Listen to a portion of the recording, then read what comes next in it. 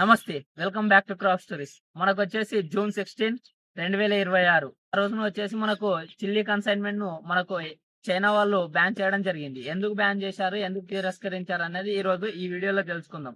ఈ చిల్లీని మెయిన్‌గా రిజెక్ట్ చేయడానికి కారణం వచ్చేసి ఆర్గానోఫాస్ఫేట్. ఈ ఆర్గానోఫాస్ఫేట్ వచ్చేసి ఒక వ పురుగు జాతికి సంబంధించిన పెస్టిసైడ్ అనమాట. పెస్టిసైడ్స్‌లో ఒక గ్రూప్ అనమాట. ఈ గ్రూప్‌లో వచ్చేసి మనకు మెథామిడైఫాస్, అలాగే క్లోరిపైరిఫాస్, క్వినోలోఫాస్ అలాగే ఈ కెమికల్స్ ఉండడం జరుగుతుంది. ఈ కెమికల్స్ వచ్చేసి మనము ఈ పురుగులకు వాడడం జరుగుతుంది. మెయిన్‌గా వచ్చేసి చిల్లి అంటే మిరప, అలాగే వరి వీటిలో వాడడం జరుగుతుంది.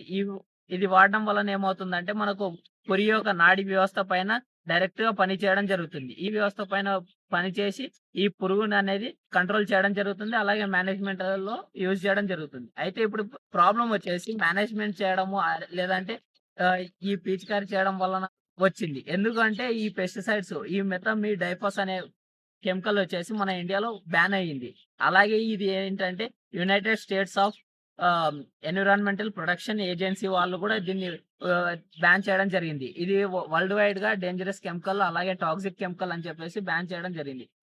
కాబట్టి దీన్ని ఎవరు వాడట్లేదు. కానీ ఇండియాలో మాత్రం అంటే మన భారతదేశంలో మాత్రం గ్రౌండ్ లెవెల్‌లో ఇది ఇల్లీగల్‌గా ఉండడం జరిగింది. లీగల్‌గా అమ్మడం కాకుండా ఇల్లీగల్‌గా అమ్మడం జరుగుతుంది. ఇంకోటి గత కొన్ని రోజుల్లో చూసుకుంటే మనకు మోనోక్రోటోఫాస్ అనే కెమికల్ కూడా బ్యాన్ చేయడం జరిగింది. ఎందుకంటే ఈ కెమికల్ వల్ల కూడా అవశేషాలకు పంటల పైన అవశేషాలు ఎక్కువ ఉండిపోవడం జరుగుతుంది. దీని వలన ఏమవుతుందంటే మనకు ఈ రె ఈ రెడ్యూసల్ ఎఫెక్ట్ అంటే అవశేషాలు ఎక్కువ ఉండిపోవడం వలన ఏమవుతుందంటే మనకు మన మనుషుల పైన, మానవ జాతి పైన కూడా ఎక్కువ ప్రభావం చూపే అవకాశాలున్నాయి. దీని వలన షార్ట్ టర్మే కాకుండా లాంగ్ టర్మ్‌లో కూడా మనకు ప్రాబ్లమ్స్ వచ్చే అవకాశాలు ఎక్కువున్నాయని చెప్పేసి మనకు ఈ పెస్టిసైడ్స్ ఆర్గనైజేషన్ ఆఫ్ ఇండియా వచ్చేసి కూడా మనకు బ్యాన్ చేయడం జరిగింది. అయితే ఇప్పుడు మెయిన్‌గా వచ్చేసి మనకు ఈ షిప్‌మెంట్స్‌ని క్యాన్సెల్ చేయడానికి కారణం ఈ ఆర్గానోఫాస్ఫేట్ అనేది ఎక్కువగా లభించడం వలన దీంట్లో వచ్చేసి మెయిన్‌గా మెథామిడైఫాస్ ఈ మెథామిడైఫాస్ కెమికల్ వచ్చేసి మనకు ఈ మనుషుల పైన నాడీ వ్యవస్థ పైన ప్రభావం చూపుతుంది. ఈ నాడీ వ్యవస్థ ఏం జరుగుతుందంటే మనకు అసిటైల్ క్లోనిస్టరేజ్ అనే ఎంజైమ్ రిలీజ్ అవుతుంది. ఈ అసిటైల్ క్లోనిస్టరేజ్ ఎంజైమ్ వలన ఏమవుతుందంటే మనకు నాడీ వ్యవస్థ అలాగే మజిల్ సిస్టమ్ అంటే ఈ కండరాలనేది మనకు పనిచేయడం జరుగుతుంది. అంటే రిలాక్సేషన్ గాని, మెమరీ పవర్ గాని, అలాగే ఏం ఈ వ్యవస్థలో పనిచేయడం జరుగుతుంది. అయితే ఇప్పుడు ఏమవుతుందంటే మనకు దీని వలన ఈ అసిటైల్ క్లోనిస్టరేజ్ అనే ఎంజైమ్ రిలీజ్ అవ్వడంలోని డిస్టర్బెన్స్ రావడం వలన ఇది మనకు నాడీ వ్యవస్థ అనేది సరిగ్గా పనిచేయదు. ఈ నాడీ వ్యవస్థ సరిగ్గా పనిచేయనప్పుడు మెయిన్‌గా వచ్చే 2 ప్రాబ్లమ్స్ ఏంటంటే ఒకటి జ్ఞాపక శక్తి తగ్గిపోవడం, అలాగే రెండోది ఆలోచించే శక్తి కూడా తగ్గిపోతుంది. ఇదొచ్చేసి మనకు షార్ట్ టర్మ్‌లో ఎఫెక్ట్ చూపించకపోవచ్చు. కానీ లాంగ్ టర్మ్‌లో మనకి చానా ఎఫెక్ట్ చూపిస్తుంది. అయితే ఇప్పుడు దీన్ని ఇలాగే కొనసాగితే మనకు ప్రాబ్లమ్ అవుతుందని చెప్పేసి చైనా వాళ్ళు దాన్ని బ్యాన్ చేయడం జరిగింది.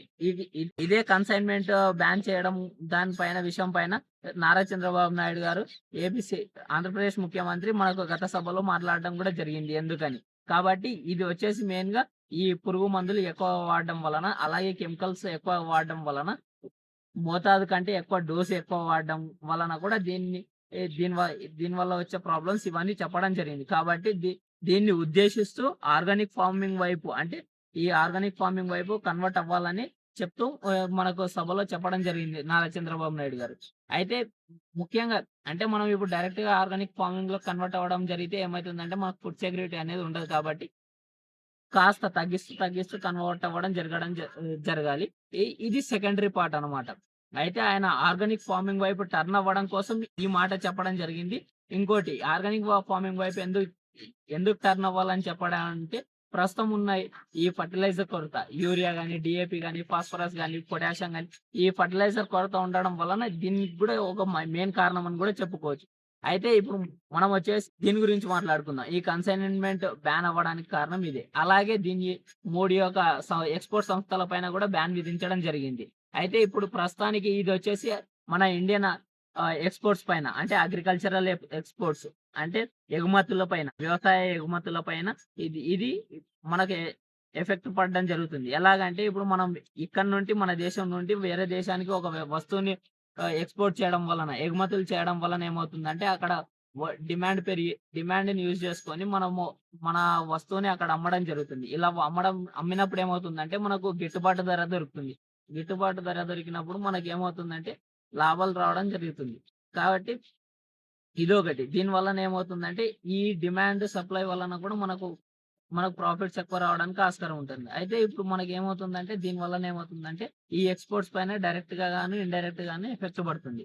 అయితే మనకు ముఖ్యంగా వచ్చేసి చిల్లీ ఎక్స్‌పోర్ట్స్. ఈ మిరప ఎక్స్‌పోర్ట్స్‌లో వచ్చేసి ముఖ్యంగా ఈ 30% వరకు మనకు చైనాకి ఎక్స్‌పోర్టే అవ్వడం జరుగుతుంది. కాబట్టి ఈ 30%లోన పడిపోవడం వలన ఏమవుతుందంటే మనకు డైరెక్ట్‌గా రైతుల మీదే ఎఫెక్ట్ పడుతుంది. ఎందుకంటే ఈ ప్రొడక్ట్ మేము తీసుకోవట్లేదని చెప్పినప్పుడు మనకు లోకల్ మార్కెట్‌లోనే డొమెస్టిక్ మార్కెట్‌లో ఎక్కువ అనేది అమ్ముడుపోదనమాట. ఇలా అమ్ముడుపోనప్పుడు ఏమవుతుందంటే సప్లై ఎక్కువుంటుంది. అలాగే డిమాండ్ తగ్గిపోతుంది. డిమాండ్ తగ్గినప్పుడు ఏమవుతుందంటే ధరలు కూడా తగ్గిపోవడం జరుగుతుంది. కాబట్టి దీనిపైన దీన్ని ఇలాగ ఉన్నట్లయితే మనకు ప్రాఫిట్స్ వచ్చే అవకాశాలు తక్కువుంటాయి. లాభాల ధరలు రావడం, గిట్టుబాటు ధర రాకపోవడం, లేదంటే గిట్టుబాటు ధర దొరక్కపోవడం జరుగుతుంది. కాబట్టి ఈ పురుగు మందులు తక్కువ చేసుకొని, తక్కువ వాడుకోవాలని మనకు అపీడ అలాగే ఇ ఇతర గవర్నమెంట్స్ కూడా సూచించడం జరుగుతుంది. అయితే ఇప్పుడు మనకు ఆహ్, మేలో ఏమైందంటే అప్పుడు గూడా మనకు రైస్‌లో అంటే నాన్ బాస్మతి రైస్‌లో వచ్చేసి ఈ జీఎంఓ ట్రేస్ అయిందని జెప్పేసిందేమో అప్పుడు గూడా 70 కన్సైన్‌మెంట్‌లను బ్యాన్ చేయడం జరిగింది. అలాగే 2025 ఆగస్టు 16న మనకేమైందంటే ఈ ఇండోనేషియా వచ్చేసి మనకు అఫ్లాటాక్సిన్స్ అనేది అఫ్లాటాక్సిన్స్ ఎక్కువుండడం వలన ఏమవుతుందంటే, ఈ గ్రౌండ్ నట్‌ని గూడా బ్యాన్ చేయడం జరిగింది. కాబట్టి ఈ కెమికల్స్ ఎక్కువ వాడడం వలన ఏమవుతుందంటే, ఈ బ్యాన్స్ అలాగే ఎక్స్‌పోర్ట్స్ అనేవి గూడా తగ్గిపోవడం జరుగుతుంది. కాబట్టి మనం పెస్టిసైడ్స్ గాని, ఫంగిసైడ్స్ గాని, పురుగు మందులు లేదంటే వీటిని తక్కువ వాడుకొని ఎంత వాడాలనో అంతే వాడి, ఏ కెమికల్ వాడాలి, ఎంత డోసేజ్ వాడాలి, ఎప్పుడు వాడాలని తెలవాలి. తెలిసినప్పుడు వాడుకున్నట్లయితే, ఆ కరెక్ట్ టైంలో వాడుకున్నట్లయితే మనకు అవశేషాల ఎఫెక్ట్ అంటే మనకు రెసిడ్యుయల్ ఎఫెక్ట్ అనేది మనకు పంట పైన ఉండదు. కాబట్టి అప్పుడు మనకేమవుతుందంటే ఎక్స్‌పోర్ట్ వాల్యూ పెరుగుతుంది, డిమాండ్ పెరుగుతుంది, సప్లై పెరుగుతుంది. అలాగే ఎక్స్‌పోర్ట్స్ పెరుగుతాయి. అప్పుడు మనకేమవుతుందంటే ప్రాఫిట్స్ అంటే గిట్టుబాటు ధర అనేది దక్కడం జరుగుతుంది. దీనివల్ల ఎన్నో లాభాలున్నాయి. కాబట్టి మనం కెమికల్స్ అనేది వాడడం తగ్గించుకోవాలి. ఏ కెమికల్ వాడాలో గూడా అది పర్ఫెక్ట్‌గా ఉండాలి. ఇది రైతుల మీద డైరెక్ట్‌గా గాను, ఇండైరెక్ట్‌గా గాను ఎఫెక్ట్ పడతది. అలాగే ఇది ఇలాగే కొనసాగితే రాబోయే తరాల పైన గూడా ఎఫెక్ట్ పడే అవకాశాలు ఎక్కువుంటాయి. కాబట్టి దీన్ని తగ్గించుకోవాలని కోరుకుంటూ, మరింత ఇలాంటి ఇన్ఫర్మేషన్ కొరకు మా ఛానెల్‌ని సబ్స్క్రైబ్ చేయండి. జై హింద్, జై భారత్.